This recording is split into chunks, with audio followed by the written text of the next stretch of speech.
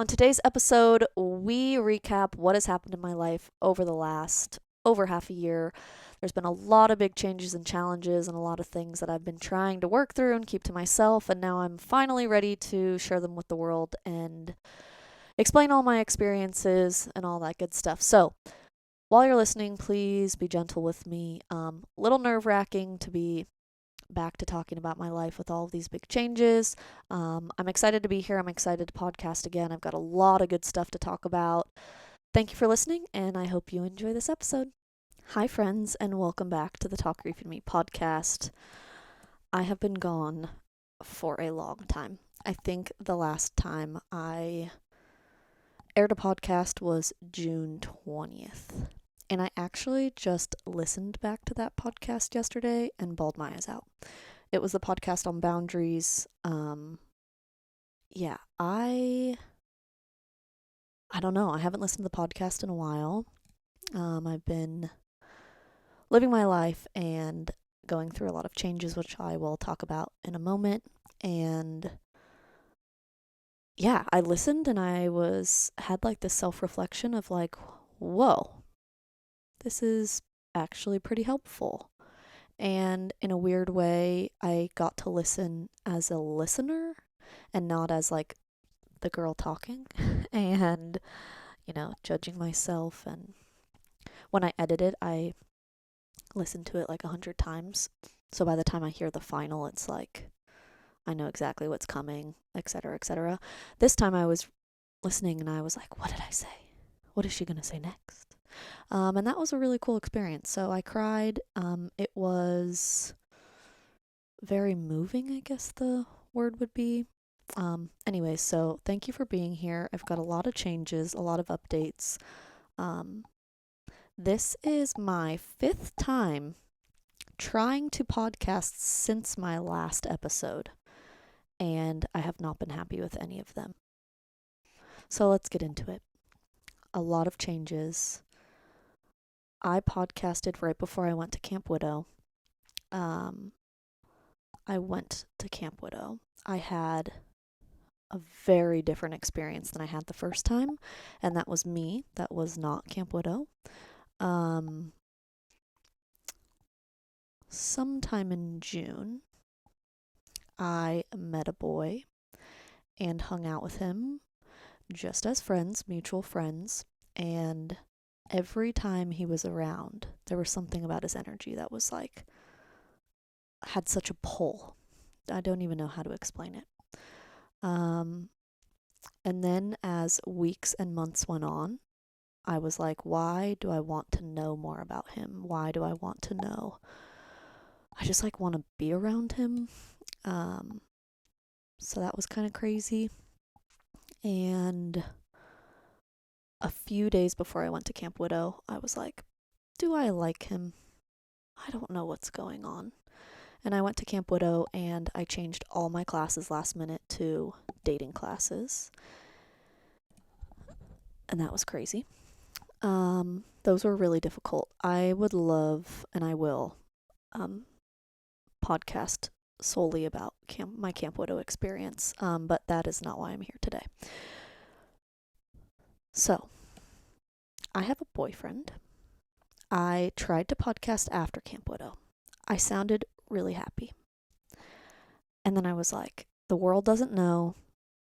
I'm trying to figure everything out. We're, as a partnership couple, trying to figure out if we want to be, what's happening. Then, I podcasted and I sounded way happy. And I was like, people are going to figure me out. People are going to be like, well, she changed. She used to talk about wanting to die, and now she's like all giddy and talking about all these things. And so, that podcast didn't seem very right and genuine. I felt like a fraud and a liar, so that podcast got deleted. Or that episode. I keep saying podcast, I mean episode. That episode got deleted. And then I tried again about 2 or 3 weeks ago. I actually probably tried again a month or two after. Still felt the same thing, but tried again 2 or 3 weeks ago. I recorded 3 episodes in one day because I kept just not saying what I wanted to say.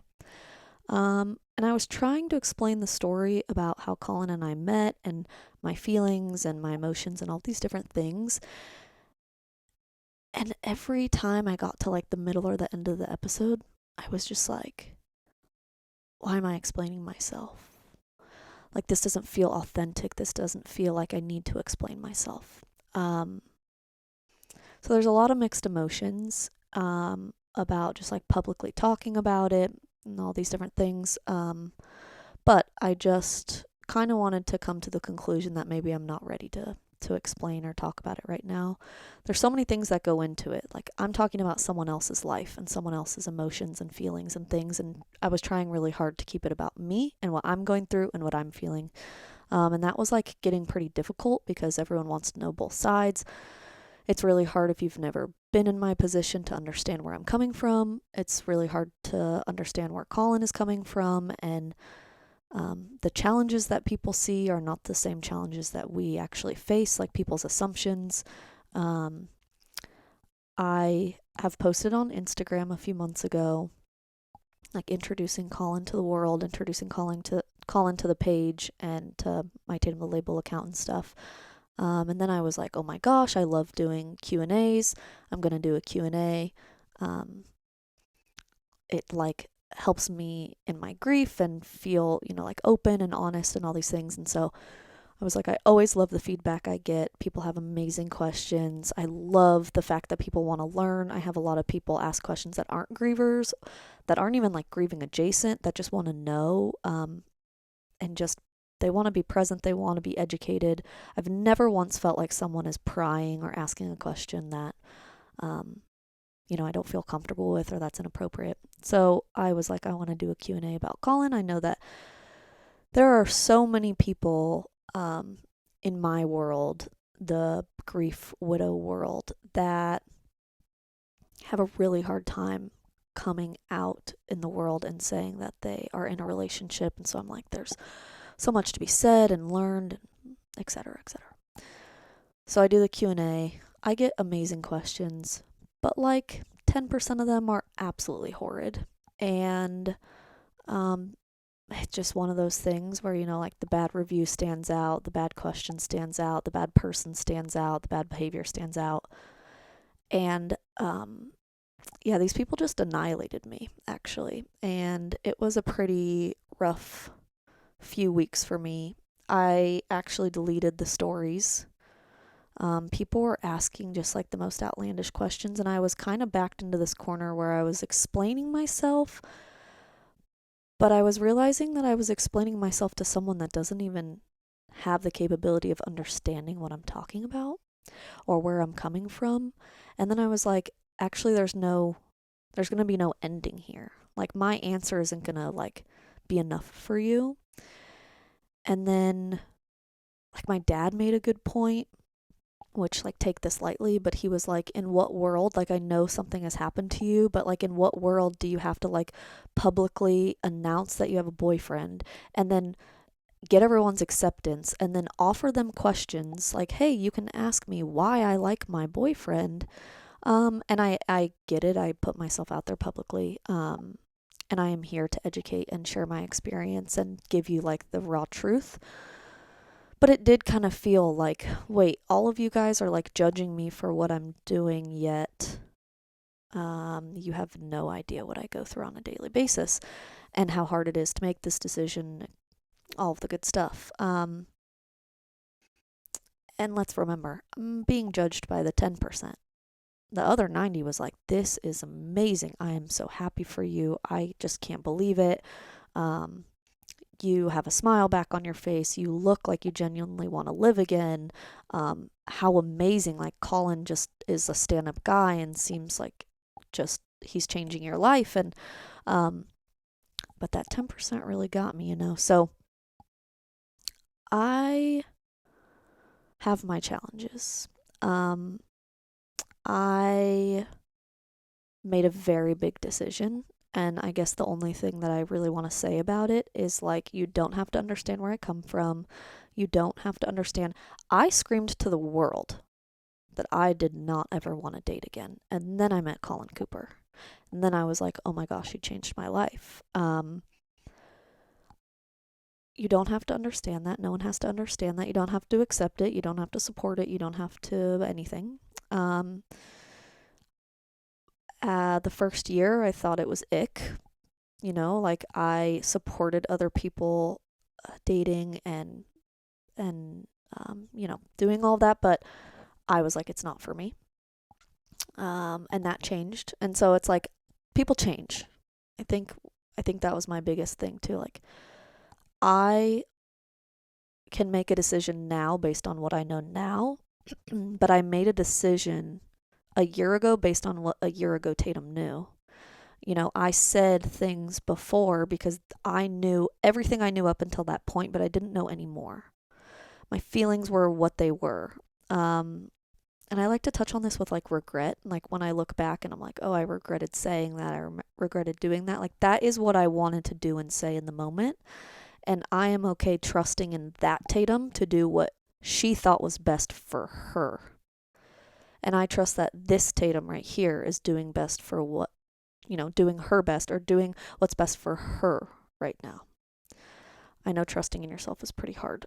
It's hard for me too. But I'm trying to get there and trying to help myself with like I trust and I think my biggest thing too with feeling like people didn't understand or didn't agree with me, it's like, oh, I hope you would trust me to know that I need to do things for myself and that trust me that I know what is best for me right now.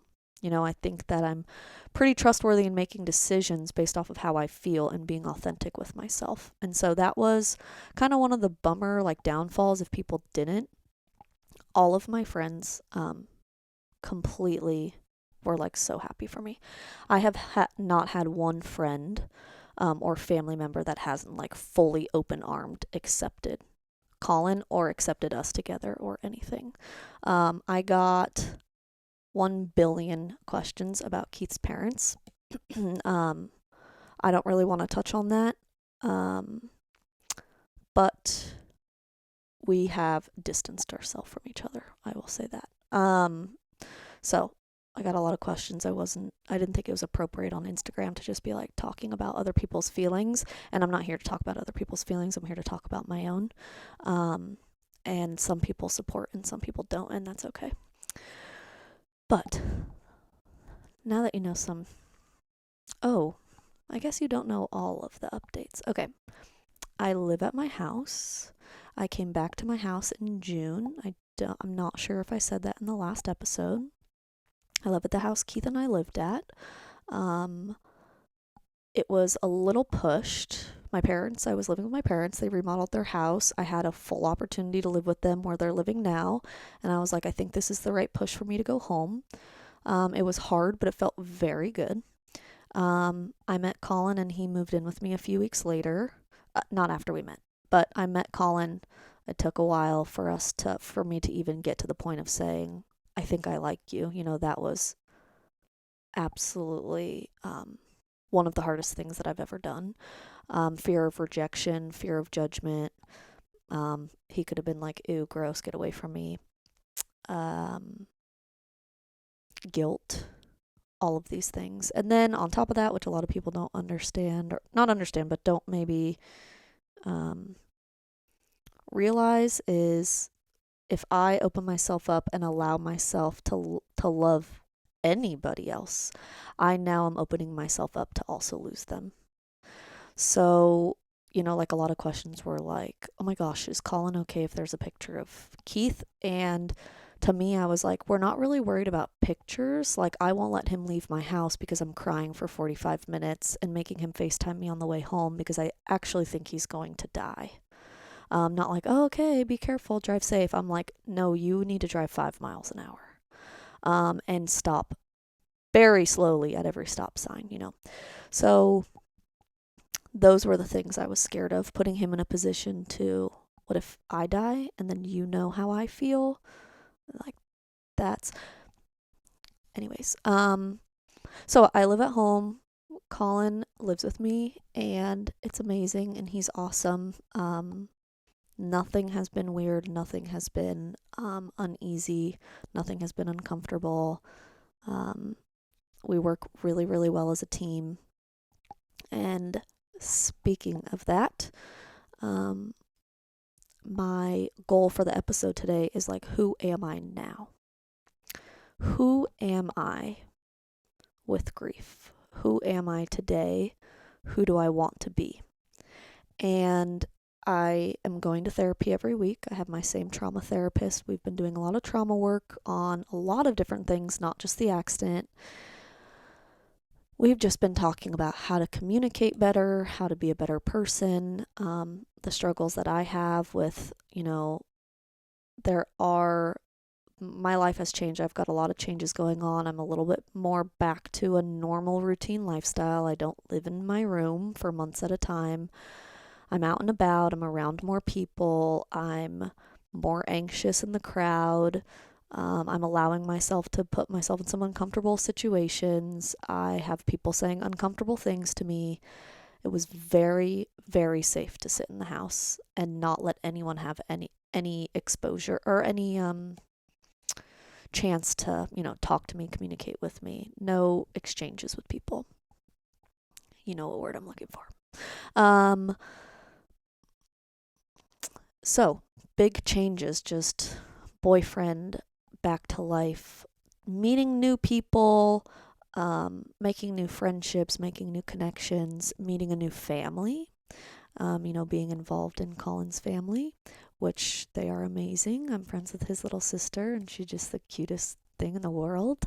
And that has been like so awesome. And yeah, I feel alive, and that's really, really cool. And my biggest thing with Colin was like, I wanted to die, and then I met him, and then I wanted to live, and that should be enough for me to explain. That should be like the best way that's my explanation. And how do I use this example? Let's say you wanted to die. You're swimming in the ocean. You're like, I'm going to swim as deep as I can until I can't breathe anymore. And your heart and your mind are like, this is it. I'm making my decision, right? I don't want to be here anymore. And you swim down as far as you can, and your body starts saying, oh no, right? Survival mode. We need to get some air. Even if you wanted to stay down there, your body is going to want to swim to the top. Like, we are made, right, of all of these things that instinctually we want to live. Even though I wanted to run away from the light, the sun, all of those things. I wanted to stay in the darkness. I wanted to sulk in it. I wanted to be sad. I wanted to be alone. I wanted to just be griefy 24/7. I didn't want to be here. I was okay with that. I had accepted that for months and months. Like, my days are numbered. I'm not staying here for very long. When you get that sunshine and that breath of fresh air, I was telling myself, like, you said no, Tatum, this is not what you want. And then my body and my mind, everything about me was just like, it feels so good to get the weight off your shoulders. It feels so good to let the sun just hit my skin. Like, meeting Colin and going through what we've gone through, that's what it feels like. It's just like, like, I can just take a deep breath. Like, I am alive. I'm breathing. This is what I want. This feels good. And no matter what, if I wanted to run away from that, like, I think, like, biologically, if that's even the right word for me to use, I couldn't even run away from it. And I wanted it. I'm just saying, like, all my fears, right?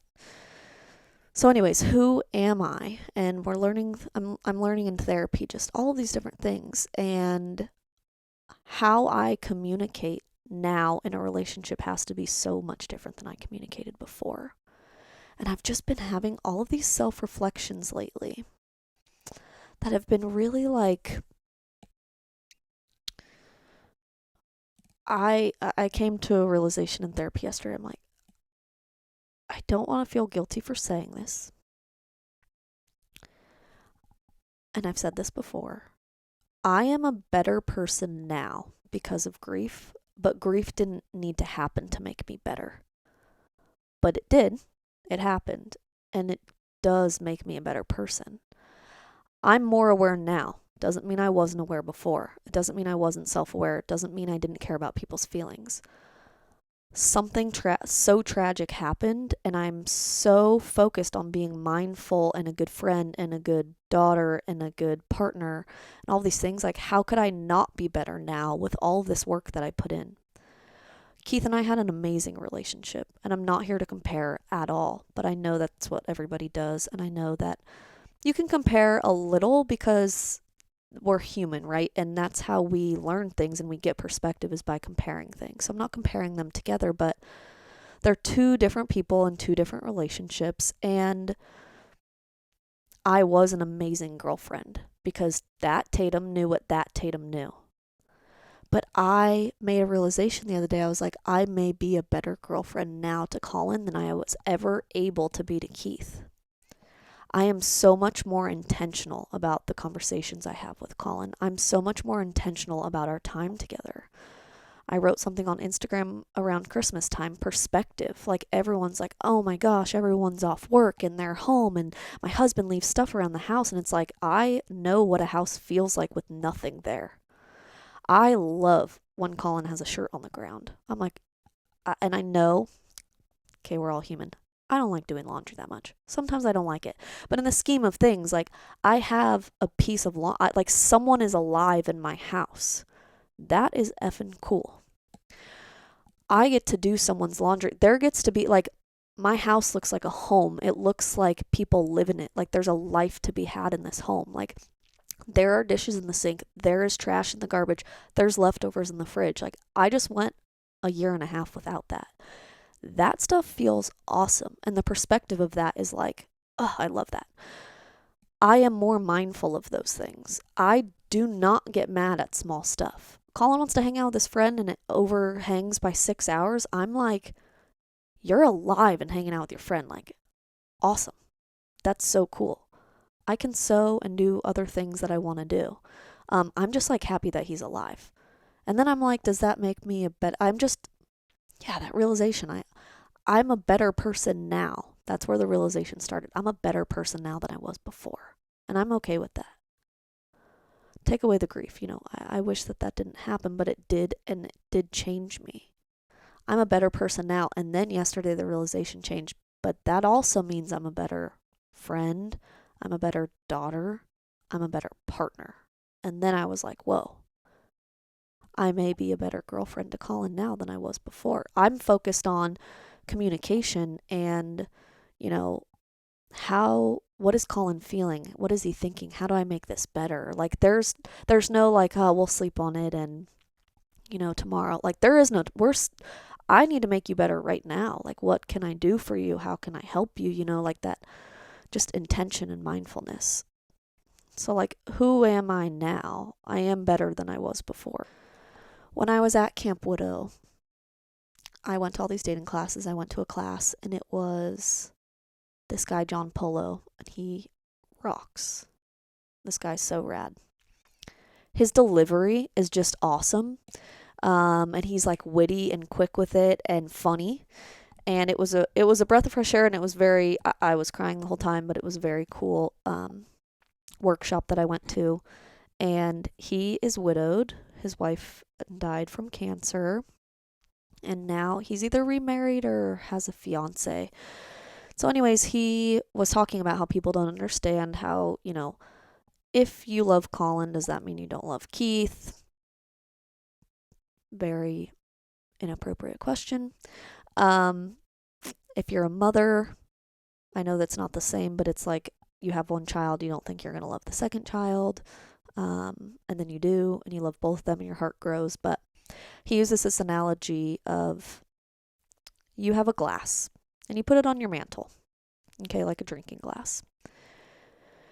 And you meet your partner.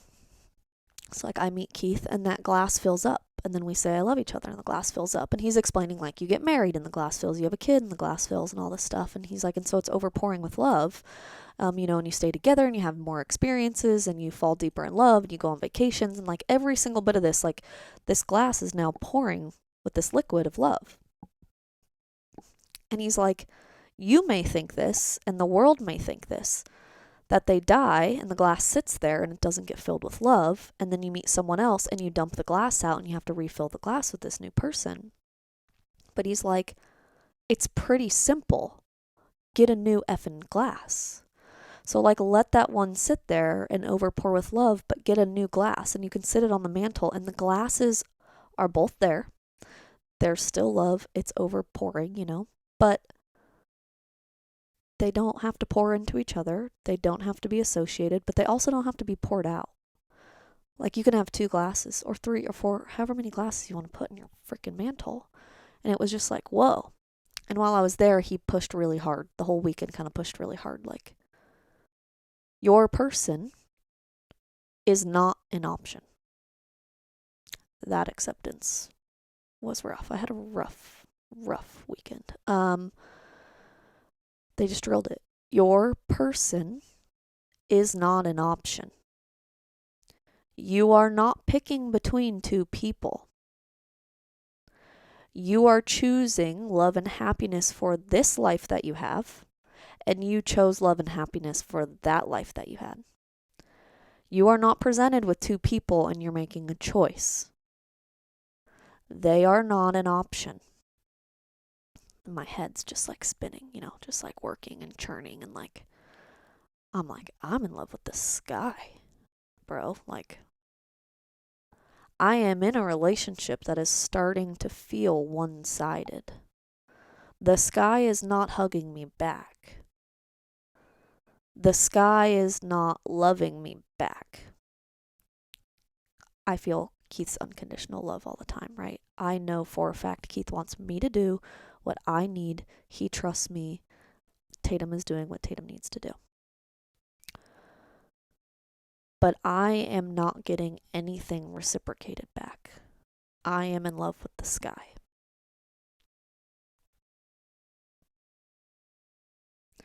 Keith is not an option.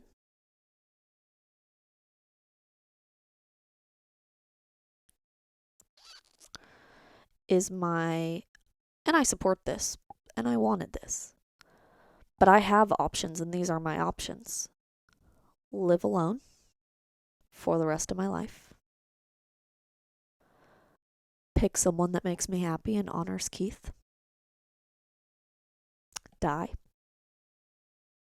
Just get out of here and not worry about anything anymore. Leave people sad that I'm not here. Do the same thing that happened to me to other people. My option is not, Keith gets to come back and be alive. It's not an option. And in early grief, that's what you want, right? I'm like, I'd give my life. I will gladly give my life so you can come back.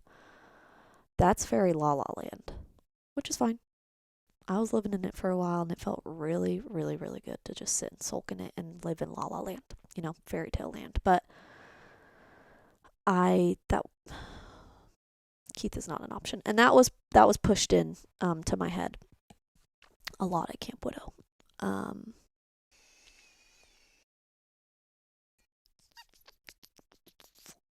I know I'm gonna get a lot of questions. I don't want to explain myself with Colin. Maybe one day I will be ready and be there and explain it all and get Colin to come on the podcast.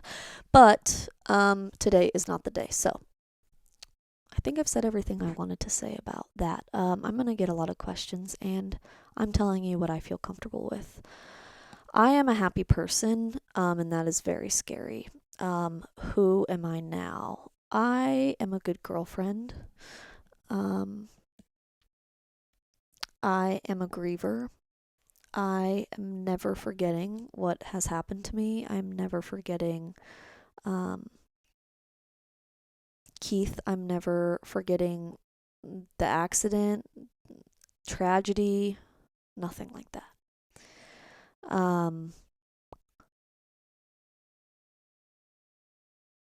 I still have a lot of challenges that stem from grief, but aren't specifically related. Like, it is hard. It is worth it. But it is hard to be in a relationship, and I'm trying to learn about Colin, and Colin's trying to learn about me, and we're trying to hold space for my grief, and Colin is doing an amazing job at it. But I still am learning a lot of things in therapy, and it's funny because I'm like, oh, am I done? Kiki, lay down. Lay down.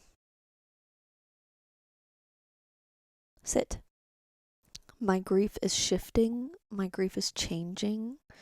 Um, it still seems just as big and just as heavy. It is affecting so many things. I have really been working on these like abandonment issues, just people leaving, the fear of people leaving, these like big miscommunications, and learning to really focus on like what people are saying and what they're feeling. And um, yeah, I've got who am I today? I don't know. I'm trying to figure that out. Um, and I've been trying to figure out the last few months. I think I've gotten a little bit of a handle on it. Um, but it's changing. And I have all this like self-reflection, and who am I changing into? Do I want to change into this person? A lot of things are changing, and do I change with them? Do I not change with them? I mean, there's a lot of stuff going on. So I guess what I'm trying to get at is Colin changed my life, but he doesn't make it so that I like don't know grief, or like I'm like, okay, I hit the finish line, I'm done, I've succeeded, I'm a success now. That is not the case. Um, there are some things that are for sure cured, if that's the right word. But grief is still very, very, very present in my life. And I think that all of you guys could understand that. I could be wrong, but I'm thinking that you could. I have not lost a child, in like childbirth or while I'm pregnant, but I can imagine that having your next kid doesn't mean like the world thinks it is like, oh, well, she had a kid, so she's good. It just replaced the one that she lost, right? He or she, dads lose them too. But you still have a kid and are happy, right? And it does not take away that you don't have another. And I've come to the conclusion, right? If that doesn't make sense, then I'm happy that that has not happened to you. Like if you don't understand that concept, that you can still love somebody else, another kid, another partner, another person, that doesn't take away who you lost. Who am I now? I think I need a journal. I need to write down who I am and the things that I like and the things that I don't like. I know that I'm a lot, I am a better listener. I am a better, I don't know what I am better. A better girlfriend. Yeah, we talked about that, but me as a person, not what I am to other people. Like always, I'm turning you to your journal, inviting you to self-reflect. Who were you then, before grief? Who are you now? What has changed? What has grief changed in you? What do you like about yourself now? What do you not like? Let's keep the not likes to maybe 3 things. Don't be mean to yourself. 3 things, actual, tangible things that can change. Maybe behavioral, how you handle relationships. And let's say 10 things that you like about yourself.